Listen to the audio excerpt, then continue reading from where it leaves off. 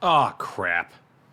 I'm sorry for already shifting my upload plans after like a single video, but I assure you all, my talk on sumo is still in the works for the three people who are hotly anticipating that one. Now, that all being said, we just passed into the new year, so first and foremost, happy 2024, everybody. Let's hope things get better this time around the sun, 4.5 billionth times the charm and whatnot. For each of the past five or six of these revolutions, I've put out a top 10 list of my favorite albums, mostly in the vain hope that my friends who have to suffer being in a group chat with me will give them a listen, and I'll finally have people to talk to about the latest Echo 2K release or whatever. This year, I thought to myself, Anomi, you're an online adult narcissist with the YouTube channel that you made specifically so you can now scream things into the void while in public. Why not make this tradition something that you can annoy everyone with, not just your friends? That's why we are here. My goal with this video is simply to draw eyes to the releases that I love and to use this as an outlet to figure out what exactly made me constantly revisit these albums. In turn, I hope that some of you can experience the same joy that I did with at least some of these. I don't really have a rubric by which to evaluate music or really any art at all. The medium is too varied to ever allow for direct comparisons between songs or albums without a heavy emphasis upon personal tastes, and so I won't fight the inherent subjectivity of the experience, and instead, I'll try to convey my feelings towards albums via what I'm calling effective vignettes. I'll try to package up a work's style and content as best as I can and show them in continuity with my own emotional response to it. I'm not going to be assigning anything like a numeric score, and I'm also not obsessed with specific comparisons between the albums I'm going to be talking about and why I ordered them as I did on the list. Let's just, I don't know, chill. 2023 was a hard year, as was every year in recent memory, but we're in that golden period where we can at least look at 2024 as an unknown quantity and imagine it will get better. While we bask in that brief joy, let's talk about some cool music, yeah? Also, before we go any deeper, sorry if my voice isn't up to snuff. I'm coming off being the sickest I've been in years, and I'm already so late on posting this that I just gotta power through. I'll sound better for the next one. Searching through the snow for the javelin I had not meant to throw right at you. Before we get into my proper list, I do want to take some time to talk about three albums that all made their way onto an initial draft of my top 10, but ultimately barely didn't make the cut as I reevaluated some other efforts. Javelin by Sufjan Stevens by all rights should have hit me in the same way that many of my favorite albums dealing with grief and loss do, such as Mount Erie's A Crow Looked at Me and Now Only, or even Stevens' earlier work, Carrion Lowell. However, I just didn't engage with Javelin to quite the same degree, as while the album is his best in years and certainly a standout in the decade, Sufjan's fascination with additive crescendos to close out his songs makes this a tiring listen when so often he's spending much of a track prior to its last segment creating these quiet moments of reflection. I'm certain that others will get more out of this than me, and I totally understand the people who are calling this his best album full stop, but I can't get it into my top 10 list. That being said, Shit Talk is up there with the true era-defining greats that Sufjan Stevens has been a master of creating across his career, and the album's many other high points certainly makes it a worthy listen. Sufjan's experiments earlier in the decade rebuilding the lush instrumentation and dynamics of projects like Age of Odds in stuff like The Ascension and his many ambient wanderings merges with a frigid rendering of grief brought out by some of his sharpest songwriting ever. Between the illness and all-consuming personal loss that surround its creation, it'd be understandable if Javelin's lyrics came across as too much, too crushing to be put to song, but you can feel with every line how Sufjan's unfettered love for mankind, God, and life itself tempers its steeper stabs into the heart of sadness. I hope he's recovering well from everything. This ain't what you want. No, this ain't what you want. Fuck y'all niggas, I feel like Papa John. Left straight to the fence. I'm Tony Khan. And they hate what I say, cause I ain't wrong. God, I wanted to put this into the top 10 so bad. Danny Brown and JPEG Mafia is such a fantasy come to life for the huge wave of underground hip-hop fans that brought the genre into public discourse throughout the 2010s, and they fully deliver on the allure of such a collaboration with Scaring the Hose. One of the two is enough to drop an insanely creative rap album, but together, the duo basically vibrates to another plane of existence with their unstoppable energy buoyed by a hyper-maximalist production style that pummels you with walls of sound that go on to form some of the most compelling beats of the decade thus far. Peggy and Danny's respective deliveries ride high atop the beats, often just far back enough in the mix to feel inseparable from the sonic assault. The incisive social commentary that both are known for is continued on Scaring the Hose as well, and while both have the capacity to channel immense anger and magnify what underpins unrest across the United States, there's an unmistakable sense that here, it's also just very much about two flag bearers of modern rap having fun together. So, it's clear that Danny and Peggy have cracked the collaboration code here, but it's still not sitting atop my list of albums of the year, so what gives? I'm probably going to get flack for articulating it like this, but to get to the point, I think that the album's actually kind of one note. Sure, the beats show decent variety and the breadth of sources they've decided to sample from is a delight, but all of the songs hover around the same tempo and vibe, and in turn, JPEG Mafia and Danny Brown are bringing very similar flows on many of the songs here.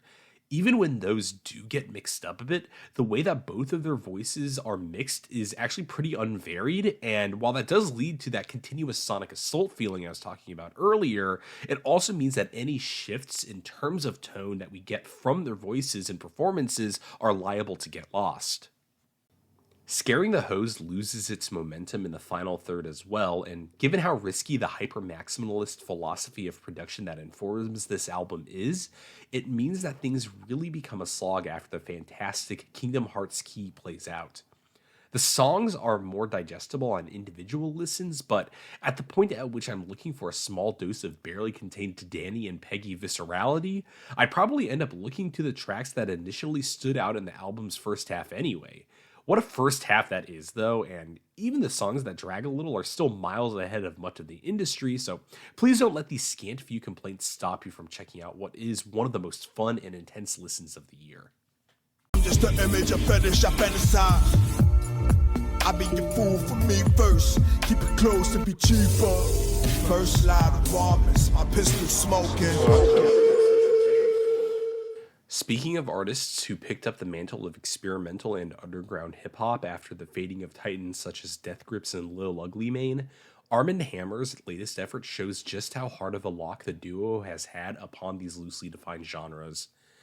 In contrast to the slowing momentum at the end of Scaring the Hose, there's very few dull moments on We Buy Diabetic Test Strips, and all of them were sandblasted from the contours of my brain anyway by its high points, as Billy Woods and Lucid dialed the intensity up and down from track to track way more successfully than JPEG Mafia and Danny Brown's album. In particular, the attention paid to the textural experience is very much appreciated on We Buy Diabetic Test Strips. Mellifluous synths are contrasted by barely contained blasts of harsh, static-like horns, but the real star of the show across many of the songs here are the drums.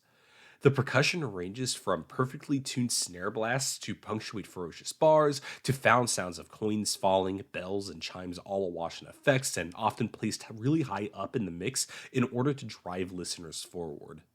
Ultimately, I do see We Buy Diabetic Test Strips as slightly superior to Scaring the Hose if I'm to break my rule about not comparing albums, and this is mostly due to this pick's greater diversity. However, I think it's only better by a slight few degrees if I'm to break my other rule about trying to use a point system, but regardless, this still puts the album outside of my top 10. I think that this album would have benefited mightily from a slight alteration to its runtime. It's not like any specific song needs to go, so I understand the duo's decision to ship the album in its current form, but the run from Empire Boulevard until the project's end feels like it's missing something. The final 5 tracks are the most uniform on the album, and while I get that Armand Hammer doesn't want to ruin the very effective atmosphere brought up by these songs, I think that reshuffling the track list, or maybe adding another song with the intensity of Trauma Mike could have done wonders. Maybe one day I'll make a We Buy Diabetic Test Strips machete order that fixes these issues, but I might not be able to do any better than Armand Hammer themselves did with this still very fantastic album.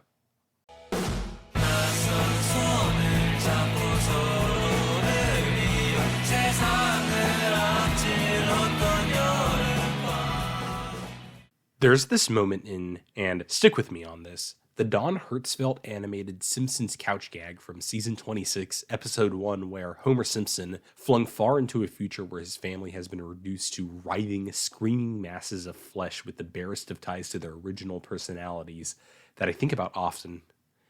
After a few moments where Homer sits quietly, taking in the collapsed, mutated catchphrases of his family, he appears to be briefly pulled to lucidity and declares to no one in particular,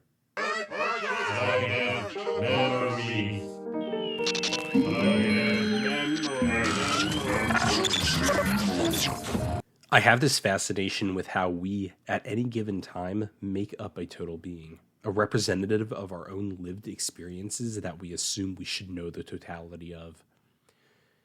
It often feels like I have a responsibility to my memories to act in consistency with them, and of course, to keep them alive in the same way that a gardener would maintain their plants. At the same time, though, memories fade, and to try to be in command of all of them, to be in accordance with what are so often contradictory experiences, is a burden too great for us to bear. The Simpsons, beautifully encapsulated here by one of the most visionary filmmakers of the 21st century, is a stunning long-form pontification on what it means to be so much so publicly.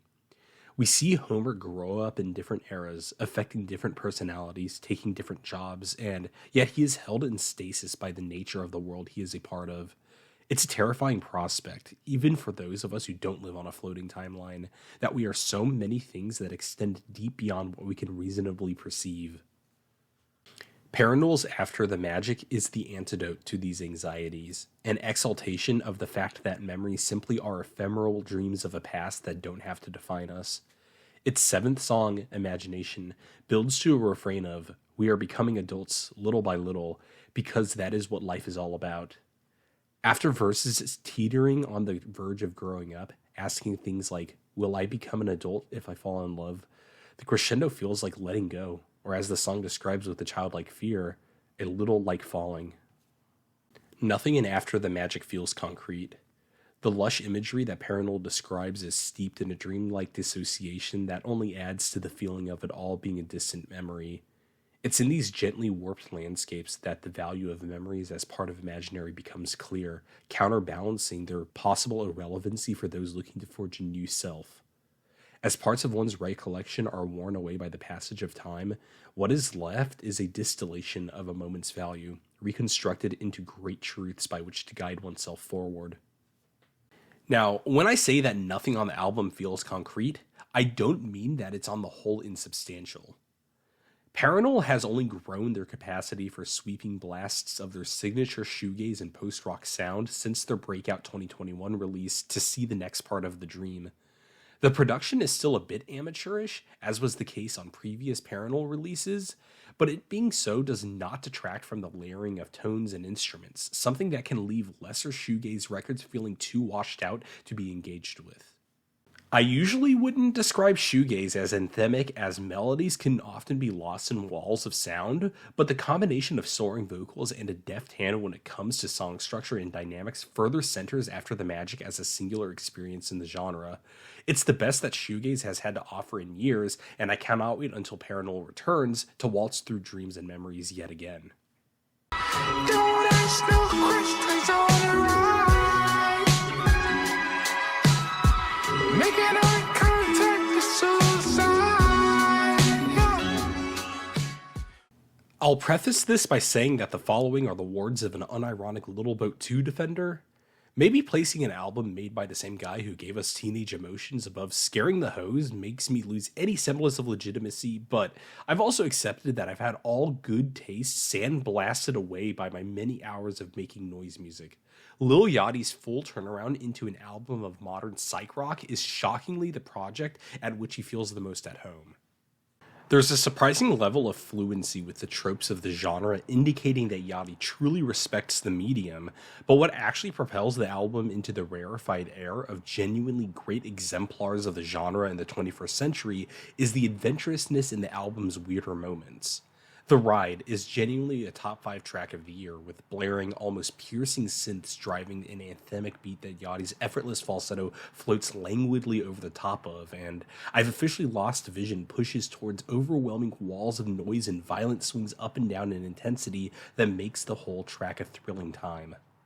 Not everything works on Let's Start Here, but I feel that its nature and context give it a bit more of a pass than many other albums. And while that seems like I'm making excuses for why I've placed it so high in my yearly ranking, elements ancillary to an album's actual sound can influence my enjoyment of the album.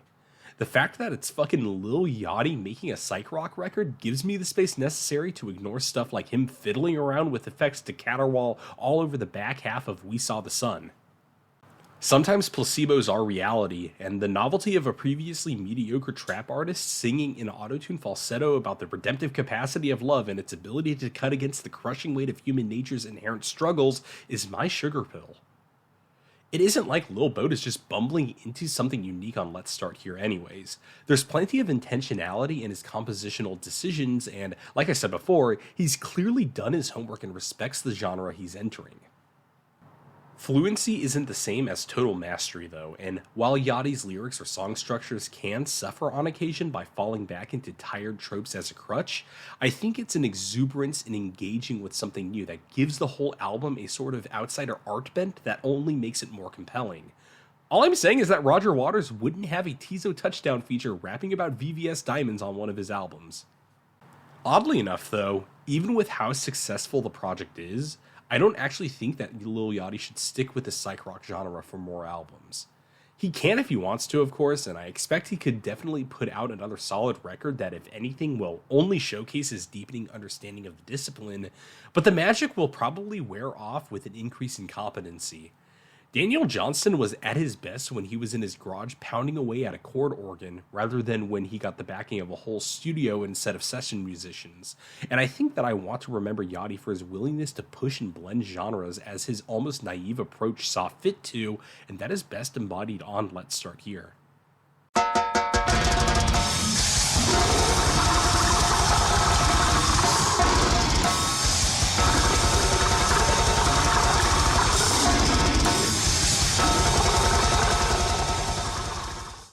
Gore grind is a genre that, out of all of extreme metal, probably has the most difficult sweet spot to hit with a full-length, which for this genre is like 20 minutes, project.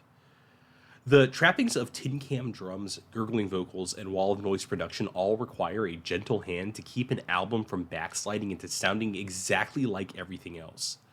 Sis Gurgle's latest album manages to stand out from the pack as the year's best gore grind and one of the best metal albums full stop by getting an actual producer in the form of fellow Thai genre veteran Polwatch Bayo Kamuk to help fine-tune the band's sound to be as hard-hitting as possible. You can actually pick out the middle range of instruments and feel from that just how damn clean this band is in their often half-minute blasts of all-consuming aggression. This is ironic given, well, everything about the album and genre. One typically doesn't float words like clean or even virtuosic anywhere near gore grind, but I think that Sis Gurgle demanded with exquisite macerated tissue slippage and full-body degloving under extreme circumstances of accelerated putrefaction. The decision to bring in these mathy, syncopated guitar riffs to complement the immaculate drumming of the evocatively named Gordick just helps to further place Sis Gurgle in their own class. Call me crazy, but I even detect a hint of progression throughout the track list. The album is divided into 4 segments, bookended by brief spoken word tracks describing the stomach-churning discovery of the crime scene depicted on the album cover. The first section works as an initial reaction to the horror of the discovery, and also as an introduction to the band's sound, being the most straightforward gore grind here. The second part reveals a variety of harrowing melodic elements, curtains of shrieking guitars, and surprisingly, some tonality out of the vocals, though in gore grind that just means that occasionally things will hop over from the sink is draining to the air conditioning is in trouble. The third and fourth sections progressively ramp up the intensity of Sis Gurgle's sonic onslaught, pushing the envelope until blast beats blend and clash at different tempos, and the walls around any notion of musicality break down into the band's second great genre tag, the gore noise trappings of artists like Phila Medusa and Last Days of Humanity. You know, It's sort of hard to do something like plop the profound after the magic in the number 10 slot on this list, and then wax poetic about how it is now indelibly linked into my own self-perception before immediately jamming Let's Start Here and a Gore Grind album into the slots above it. I think that Sist Gurgle's placement really speaks to this visceral element to enjoying and evaluating albums that goes unspoken about because its underlying dimensions are just so damn close to inarticulable. All I can really say is that exquisite macerated tissue slippage and full-body degloving under extreme circumstances of accelerated putrefaction is like taking your brain and just... That's gotta count for something.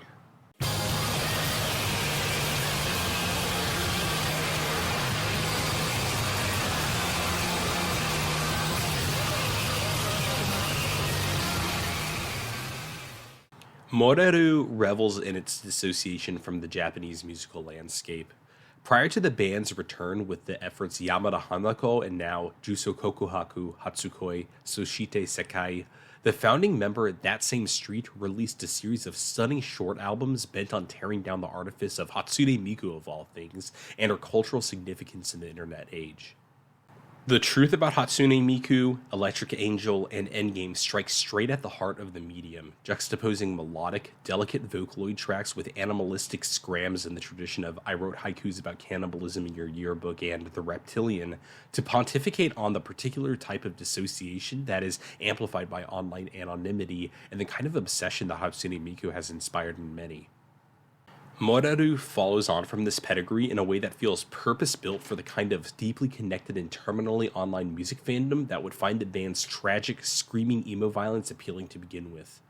Many of the tracks on the 26-minute Juso Kokuhaku Hatsukoi Soshite Sekai begin with these brief moments of clarity awash in the identity of Japanese rock giants that are particularly visible to a Western audience. There's elements of Shinsei Kamata-chan on Bokuranu, echoes of Pablo Blasta on Emo Screamo 2045, and even what feels like a setup of honest-to-God Asian Kung Fu generation on Yugure ni Tsutaete, all in service of constructing an artifice to then be immediately and violently demolished. If Sist Gurgle's album is taking your brain and... then Moreru's effort is the equivalent of... Shinsei Kamate-chan, or Sotaisei Riran, or AKFG, or Wednesday Campanella aren't deserving of Moreru's anger, but I don't think that they're specifically being targeted by the band's parody. Juso Kokuhaku Hatsukoi Soshite Sekai is an album that is simply about anger in its most directionless, animalistic form, and what happens when that rage turns inwards to obliterate the self more than anything outside of it. Songs will often consist of layered vocal tracks that act as the ego and id warring for control inside of us all. The constant format breaks and motions towards parody are lamentations of inner turmoil during brief moments of barely controlled calm. The unparsable noise that dissolves the borders of song structures is their anathema. It's rare to hear anything this alienating because it's rare for a band to try so hard to be such. The lyrics are barely intelligible messes of frantic suicidal and homicidal ideations mixed with deep erudition on topics from spaceflight to cicadas. Human life is sublimated into imagery both terrible and beautiful in its scope and content. Emotions are converted into mountain ranges of human teeth. Death is an empty somersault to Moreru. There's simply nothing like this band anywhere else in music today, which is good, frankly. It means that I can run almost anywhere else and be in relative comfort compared to what I find in Moreru's work. Even when other artists veer into discussions of the topics that we find throughout Juso Kokuhaku Hatsukoi Soshite Sekai, it's done with a sense of controlled detachment or the affectation of a character separate from who the artist is. By comparison, there's very little of that here.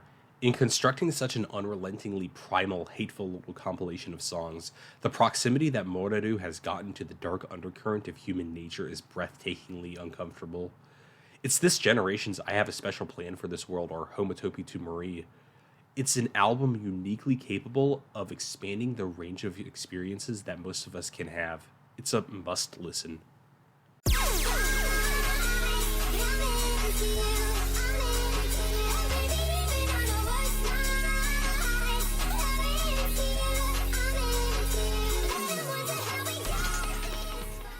Do you guys know Ecstasy, slowed of course, by Suicidal Idol? That vaguely witch housey basis for the sticking out your gat for the Rizzler meme. I think about that song a lot more than I should. Fuck, actually, you know what? Why do I immediately have to qualify my reaction to the song with the idea that it's not worthy of the time and thought I've put into it? Why do I feel the need to say that the lyrics are some of the worst of the decade or something similar before I could feel justified in giving it a compliment, such as that it's rare to hear a song that so perfectly packages and embodies a whole moment in the internet's continued mutation, no matter how short or ultimately inconsequential it is? I've been reflecting about my relationship with quote unquote bad music a lot recently, and I've been doing this in light of Leroy's grave robbing because at about 50 seconds into the first track of an album that I genuinely love and think is a masterpiece, the repetitive high tempo clicking that was all that could be heard up until that point is suddenly counterbalanced by a reverb drenched synth lead that immediately conjures the introduction to ecstasy, and in turn all of the twisted thoughts and feelings I have about it. I just think that Leroy would love to hear that being the case because grave robbing is at its core explicitly and perfectly engineered to cause moments of crisis like these over and over again, many tens of times per minute. For those who don't waste their time on Rate Your Music, Leroy, also known as Jane Remover, Concern, Hate Page, Venturia Online Support System, Jameson Bleached Waters, Planet Zero, Gravemind, Twerk Nation 28, is the creator of plenty of deeply engaging, deeply online music that traipses all over the sonic landscape. Her most visible contribution has been her 3-album run of Daria Core, a name that has gone on to label a microgenre of exuberant mashup music that gleefully jams bits and pieces of top 40 pop, internet memes, and club music together. In the age of 100 gecs and similar acts, I think that Daria Core's hardcore EDM reading of hyperpop's post-ironic underpinnings make it a worthy contemporary to that genre's charge to the mainstream, and I think that grave robbing is its current standard bearer. Compared to the original Daria Core projects, grave robbing feels more complete due to the confluence of two marked improvements, the first being a greater emphasis on musicality. Previous works consist of short, relentless reference fests that understand that they're ultimately novelties, and in turn, it's clear that Leroy only had so much time and space to play with her ideas before they wore thin. On Grave Robbing, while the plunderphonic elements still fly at a breakneck pace, the songs are actually supported by strong melodies that are sometimes sample-free, or perhaps things are just warped and chopped beyond the boundaries of recognizability for someone like me. Either way, it gives a second, often more compelling reason to stay through a whole song, with tracks on here often lapping the field in their runtime in comparison to the efforts on Daria Core. The second element of growth in grave robbing is in its much more well-curated library of samples. Daria Core's 1 through 3 would occasionally fall into the trap of referencing media that had already been dragged out to their breaking point in broader meme culture. This would often deaden the impact of songs if they drew too heavily upon stuff like Party Rock Anthem or Stupid Ho, as often the memories that people first jump to with these tracks are of the memes they've seen that in turn reference LMFAO or Nicki Minaj.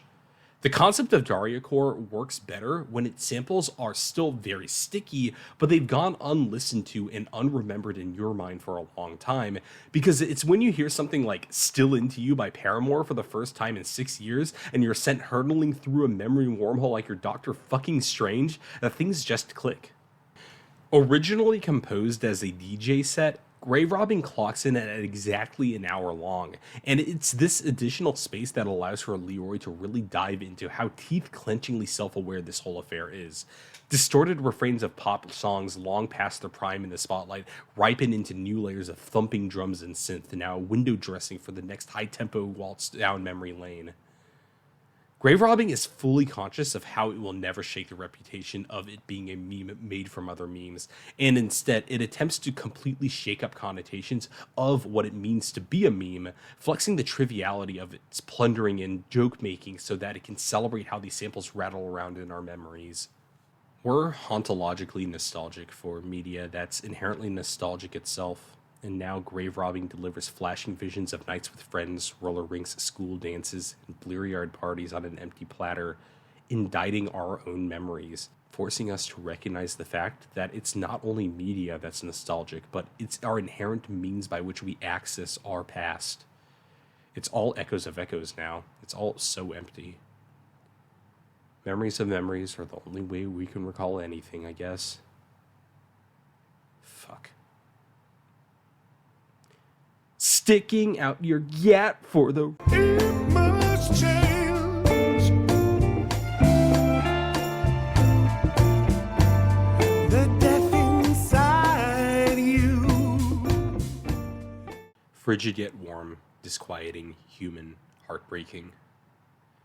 Anoni's first great strength is in using her brilliant lyrics and crushing delivery to reach into the dusty corners of the mind in order to reactivate one's awareness of their whole self.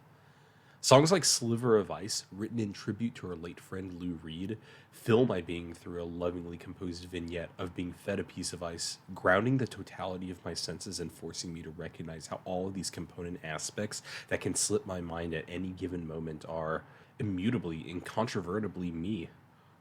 Anoni's second great strength is to take this crystallized whole and then utterly shatter it under the weight of the world. There's a certain agony that comes with being of a contested identity, sexually, racially, physically, one that not everyone will have to experience. This fundamental asymmetry and how this dynamic is used by those privileged enough to remain unaffected or even benefit from it is hauntingly teased out into the open on tracks like The Delicate Scapegoat. She has in the past shown in her music that for those whose lives are obligated through no fault of their own to be forever linked with this pain, that to find respite from it is no easy task. And while this by itself is enough to break people, my back was a bridge for you to cross layers of this with a more vast suffering common across everyone as well. The album opens on It Must Change, a song whose title begs for it to be read as an anthem of protest, but whose lyrics are a lamentation of all things unchangeable, from the cosmic unfairness of being down to the fracturing of an individual's joys into something far bleaker. Things do not get brighter from there. Compared to her last full-length effort in 2016's Hopelessness, Anoni has stripped back her instrumentation to the bare essentials, returning to the soul-infused sound that defined her output in the mid-2000s. We are privy to her voice more often breaking through unadorned and unornamented, and these moments are so pure that they must be considered yet another of My Back Was a Bridge for You to Cross's triumphs. This isn't to say that the Johnsons, which kind of sounds weird by itself, don't bring anything to the table though. By focusing upon only the bare essentials, what we are left with are these gentle passages of piano and guitar that worm their way into your memories.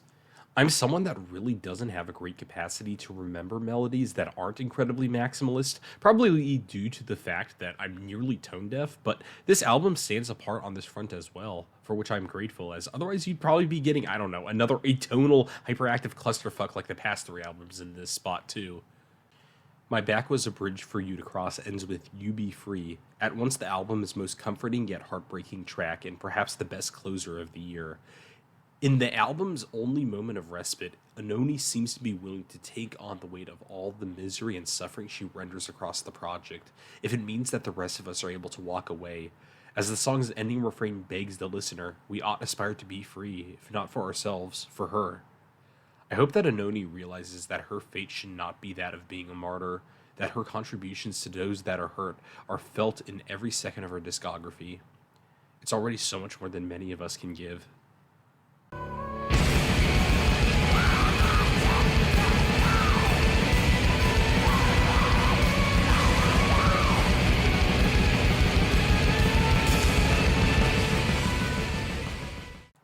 Well, right back to the clusterfuck albums, I guess. By virtue of scope and vision, 93696 is the album this decade with the greatest distance it could possibly fall in its failure. It's hard to sell anyone on a project that runs over 80 minutes with the goal of concretizing a successor genre to Hyperborean black metal, a categorization that itself only exists because of a multi-year project by the band's frontwoman Ravenna Hunt Hendricks to translate an immensely complex esoteric cosmology into each of Liturgy's albums. Luckily, the sonic trappings of 93696 are more than enough to get enthusiasts of metal in the door, at which point Hunt Hendricks' vision becomes so much more clear. Liturgy is the first fully realized band that takes the label of transcendental black metal, formed in opposition to the ethos of black metal that has persisted from the genre's Norwegian origins in the early 1990s into the present day. Being a reaction or a corrective to that genre is only half the story, though. As the name suggests, Transcendental Black Metal is the channel by which listeners can interact with Hunt Hendrix's multifaceted understanding of the divine. Unlike her nearly 100 video lectures discussing her philosophy or essays on the topic, though, which engage with the topic on a purely intellectual level, the music of Transcendental Black Metal is supposed to help directly bring one into proximity of the numinous. Ravenna Hunt Hendrix understands that her aspirations to extend her art beyond visceral appeal and truly orient itself in conversation with the transcendental cannot be substantiated solely by the constructive, not when prior decades of black metal have enshrined a philosophy of stasis and stagnancy. These elements, according to Hunt Hendrix, inevitably beget nihilism, standing in the way of her new genre's message of affirmation through liberation, acknowledgement that it's meaningless to declare things as meaningless. In turn, 93696 acts for transcendental black metal as the Fantoft church burning did for the trajectory of Hyperborean black metal, a mythologized act of destruction that decenters orthodoxy in favor of further transgression, or as is the case for liturgy, transcendence.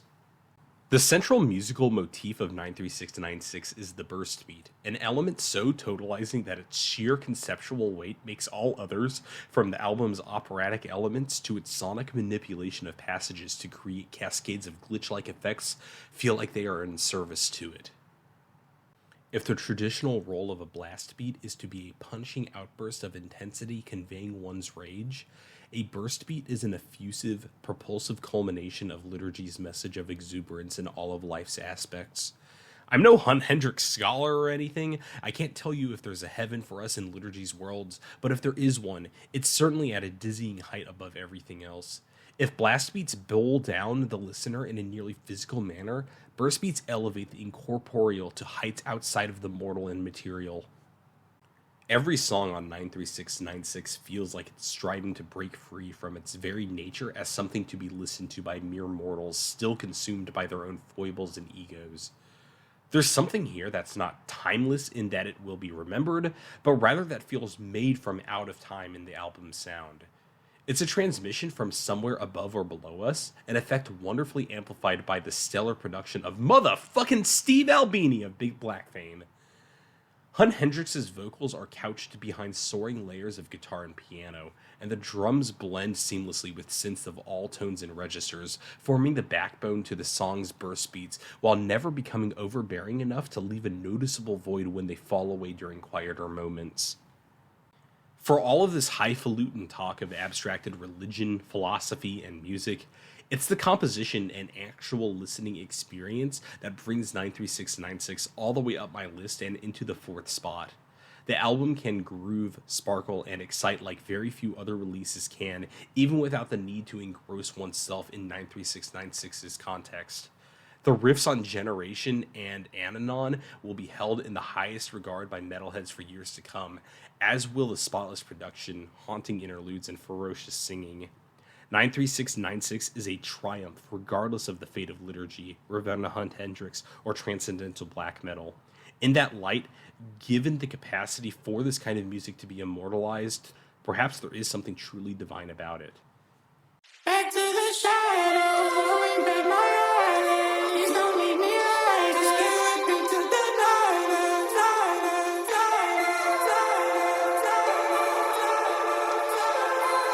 Please don't leave me like this. I'm not even going to qualify my undying love and respect for Skrillex in the same way I felt obligated to for Lil Yachty. I've done my homework to become the sort of insufferable music snob that is willing to describe a liturgy album as effusive or transcendental, and I still think that Skrillex is a bona fide musical genius and innovator whose projects deserve to be talked about for decades to come. Call me delusional, but I expected, nay, required a critical reevaluation of Skrillex in this decade. But what I did not expect was for him to release his most complete and compelling album this deep into his career. Quest for Fire baffles and overwhelms me like few albums can, a feat made even more impressive by how relatively straightforward the content of the project is. This isn't a swirling, disorienting morass of mankind's most vile urges like the Moraru or Sis-Gurgle albums, nor is it an album of esoteric visions and an agenda to negotiate new artistic norms like 93696.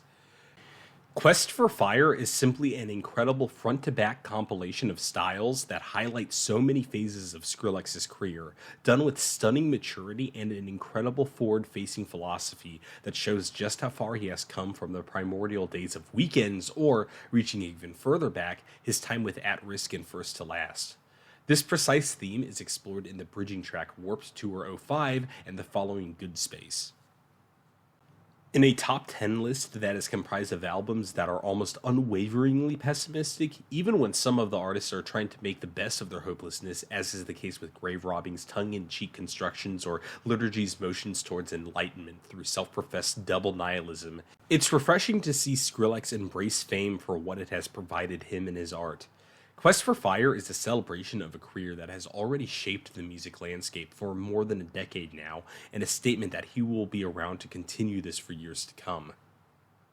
With the privilege to span genres and cross paths with basically anyone he wants, seeing Skrillex elevate and collaborate with up-and-coming artists, industry legends, and everyone in between on this album is a profound testament to his knowledge and love of music, full stop.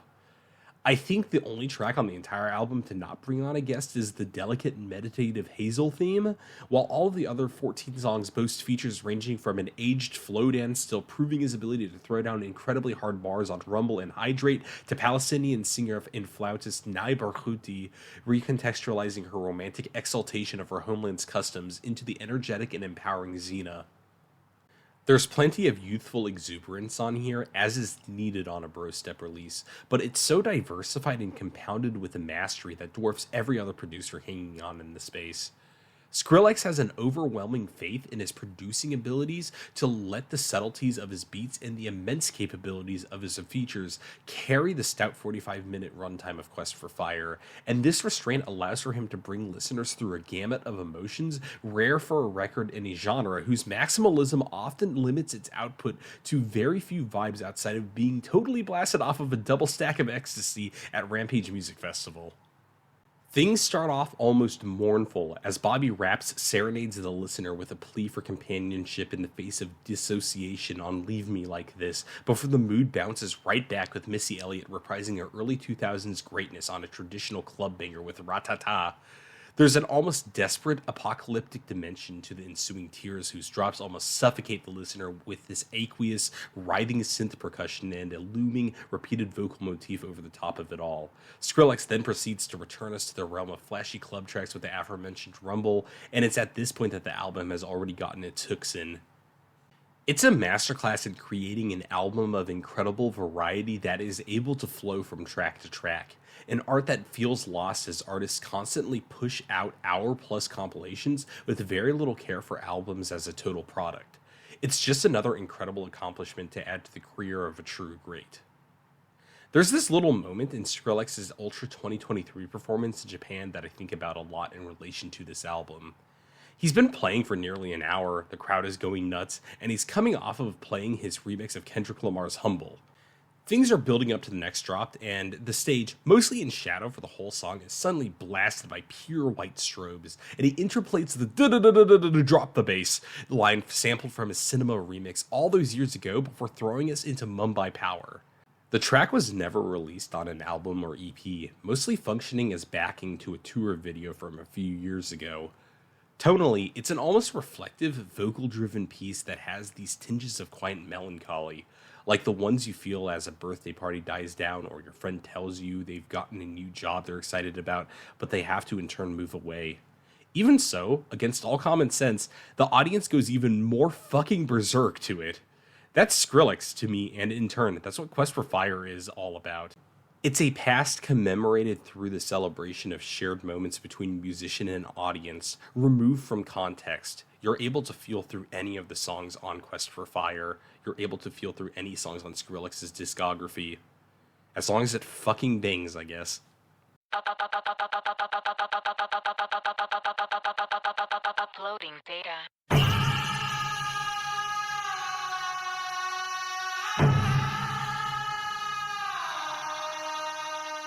This is from a certified gringo with middling grades in all 6 years that I took Spanish, so take it with a massive heaping of salt, but it sort of feels like reggaeton has been stuck in a rut for the better part of a decade. There's certainly been artists in the scene who have propelled the genre to new heights of popularity throughout the 2010s. The agonizing stickiness of Despacito is evidence enough of that, but it felt like nothing actually enabled reggaeton to deepen its capabilities to explore new moods or ideas since, I don't know, fucking Don Omar. This was until around 2020 or so, where out of seemingly nowhere, we were hit with an incredible flush of new talent and some revitalized veterans intent on rebuilding reggaeton for a new decade. Rosalia, Easy Kid, Ferxo, Isabella Love Story, and Raul Alejandro have already put out their best work yet or stunning debuts in the past 3 years, but for my money, the one leading the pack in revitalizing this often joked about or even reviled genre is Tiny, a producer who has appeared as credit after credit for some of the biggest stars in Latin America. In 2023, he produced his masterpiece. Data is a singularly and contradictorily effusive and isolating experience that rides high on its incredibly tight track list, a feat for such a long album, and perfect features. Surface level engagement with Data will still reward listeners with a complete reggaeton package that packs the cultural punch necessary to draw in a who's who of the genre's royalty, including Bad Bunny, Daddy Yankee, and J Balvin, but even a quick stop off at their individual songs still hints at something incredible bubbling right under the surface. Literally every single one of the fucking 33 guest performers on the album seem like they're having the most fun they've ever had making music on Data, but it's paradoxically not because it's all about parties and drugs and love. Tiny has simply given them the ability to express so much more, and his guests, from Archangel to Santos, relish it. The way that Tiny and others hang on to sentimental, deeply emotive phrases and vocal motifs while being treated to production that ebbs and flows to explore new worlds of tones is magical, and very much needed for the central concept of Data to work in the first place, not just in terms of the technical elements of the music, but also for the narrative that Tiny aimed to imbue into his debut LP. Data is a concept album about animating the cyborg known as Senna through a series of uploads bringing her to consciousness. Now, outside of the album cover and occasional diegetic sound cues like her gasping on the conclusion of Sacrificio, there isn't a whole lot about Data that explicitly tells this story, but what makes this whole concept work is the realization that Data isn't just the story of Senna, but rather, it's the actual force that breathes life into the android. Data is the Voyager's golden record, an encapsulation of mankind presented so that Senna can gain a complete understanding of what's human. There's an emotional edge here that cuts through the dissociative hedonism of the genre's trappings, and it shines in the lyrics and beats, bringing a beating heart to a space that was often far too polished and self-absorbed. The intensity of feelings, of love, fear, and hate all radiate out beyond the haze of parties and drugs described throughout, and confront the tiny parts of us that we push deep down to try to muffle by any means necessary. There's an unmistakable sense that, unlike Moradu or Anoni's efforts, though, there is possibility for a better life if one can find the willpower to shrug off the darkness. There's redemption to be had through found family, love, and peace with oneself. And Tiny's music on Data radiates the genuine hope for everyone to find it. As the ending lines of the major single Mojave Ghost echoes,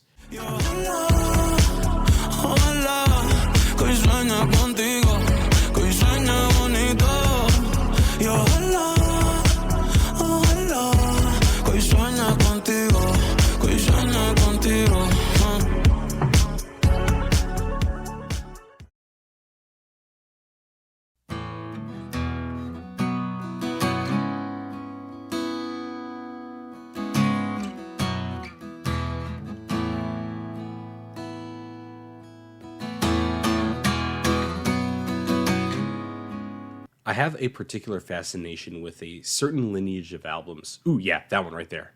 That breach the American mainstream with a maximalist embodiment of a windswept, idealistic, and perhaps dying version of small town Americana, still glossy enough for a general audience to be accessible. The disputed genre of conscious heartland rock is probably the single greatest contributor to this family, with albums like Born to Run or The Lonesome Jubilee using a distinct sonic vastness to produce anthemic tributes to Cricket Song, Muggy Summer Nights, Blue Collar Struggle, and the disquieting expanse of a stolen land that occupies space between the mundane and mystical. This whole continuity was actually one that I feared had finished before I even began to piece it together. The capacity of the protagonist of Born to Run or Car Wheels on a Gravel Road to reach a form of ragged victory in the face of Bruce's runaway American dream has been eroded into near impossibility as wealth inequality and social tensions bloom across this country.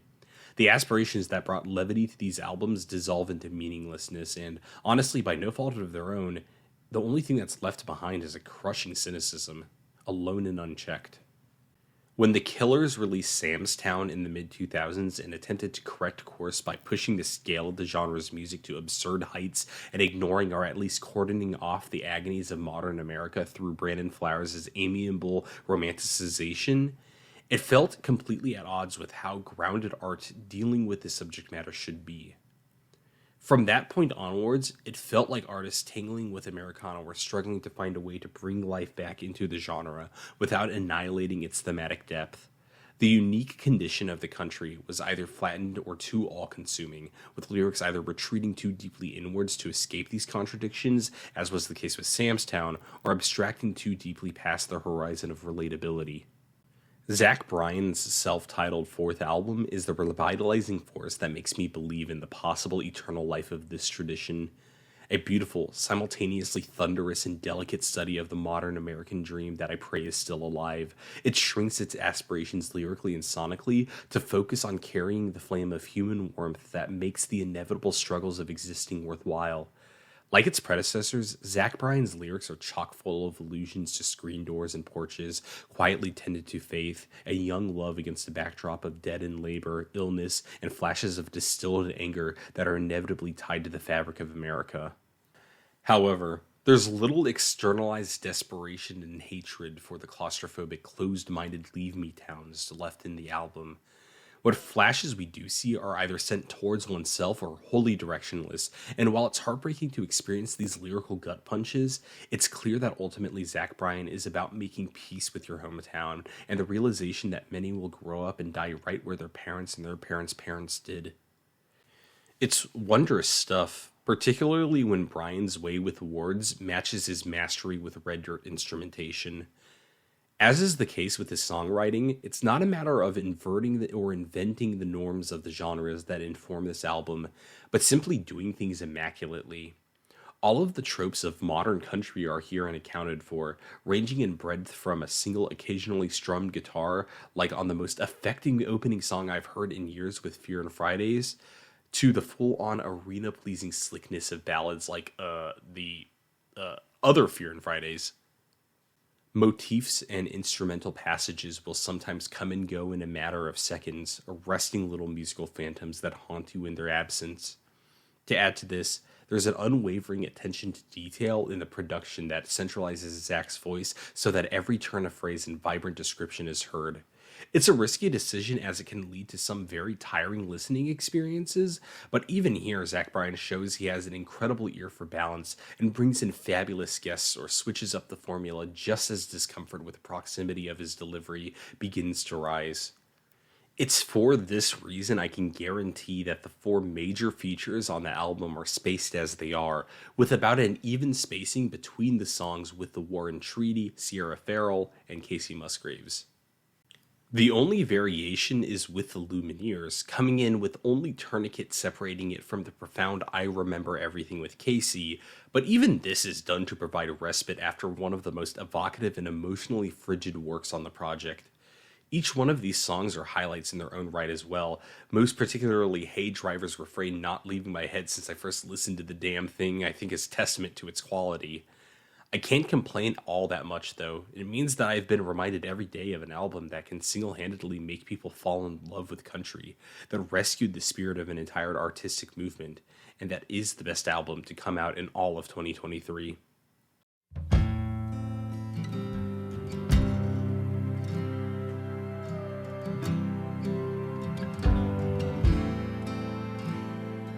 Hey guys, I'll keep this quick. Sorry that this was such a long time in the making. I got continuously distracted and continuously sick, but we're back on the grind now, and hopefully that sumo video is going to be out soon too. I love you all. Thank you so much for tuning in. Y'all have a good one.